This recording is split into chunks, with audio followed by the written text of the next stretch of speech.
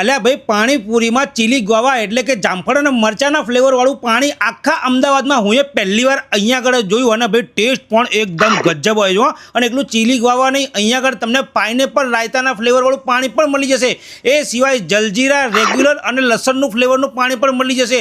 પાણીપુરીની પૂરી પણ રેગ્યુલરની જોડે જોડે દિલ્હી સ્ટાઇલ સોજીના ગોલગપ્પા મળવાના છે. બોલો, આ છે એલોરા કેફે કે જે સાઉથ બોપલમાં આવેલું છે અને અહીંયા એકલી પાણીપુરી નહીં ભાઈ, અહીંયા આગળ તમને ઓથેન્ટિક સાઉથ ઇન્ડિયન સ્ટાઇલમાં થાટે ઇડલી અને રેગ્યુલર ઇડલી પણ મળી જવાની છે. બોમ્બે સ્ટાઇલ વડાપાઉં પણ મળી જાય છે અને એમાં પણ અહીંયાનું ચીઝ બ્લાસ્ટ વડાપાઉં ભાઈ આખી ચીઝની ગોટી અંદર નાખી દે છે. ટાઈમિંગ હોય છે સવારે 8 થી બપોરના 1 અને સાંજે 5 થી રાતના 2 વાગ્યા સુધી. એટલે કે તમે સવારે જશો તો સાઉથ ઇન્ડિયન નાસ્તામાં મળી જશે અને સાંજે પાણીપુરી, વડાપાઉં, બોમ્બે સ્ટાઇલ પાઉંભાજી અને સાંજે પણ તમને સાઉથ ઇન્ડિયનમાં ઇડલી, દાળવડા અને મેદુવડા જેવી આઈટમો ખાવા મળી જવાની છે. એ સિવાય પીઝા, બર્ગર, સેન્ડવિચ કે પછી ફ્રેન્ચ ફ્રાઈઝ કોઈ બી વસ્તુ ખાવી હોય તો અહીંયા આગળ મળી જશે. હા.